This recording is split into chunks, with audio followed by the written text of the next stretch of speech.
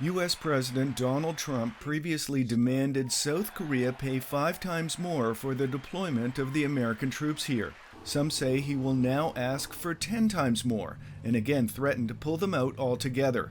North Korea and China loom as greater threats than ever, and now recent surveys suggest as many as 3 out of 4 South Koreans want the country to obtain its own nuclear weapons. If the U.S. fully commits to protecting South Korea under its nuclear umbrella, that would be ideal.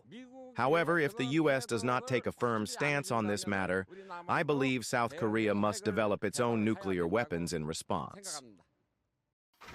The argument for independent nuclear weapons for South Korea was made stronger by Trump's election and reinforced with his treatment of besieged Ukrainian President Volodymyr Zelensky in front of the cameras at the White House. I actually watched that video. As I was watching, I felt that Trump could betray anyone at any time if it serves his country's interests, our country too. Other U.S. allies have expressed similar views. The growing distrust of the United States is not only driven by President Trump's seeming abandonment of Ukraine in favor of Russia. The U.S. president has also threatened American allies Denmark and Canada, virtually overturning 80 years of American foreign policy. Many suggest that the old international order is breaking down.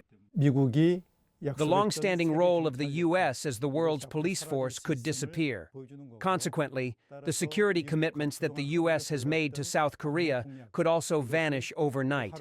This makes it more urgent than ever for South Korea to pursue self-reliance in defense and enhance its independent military capabilities. North Korea has tested several nuclear devices, dozens of missiles, and routinely threatens South Korea's destruction.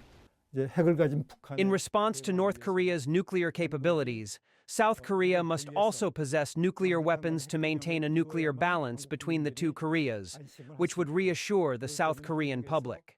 Japan may also go nuclear. South Korea already has the missiles needed to deliver a nuclear weapon. Dr. Chung says the country could begin producing warheads in less than a year. Frank Smith, TRT World, Seoul.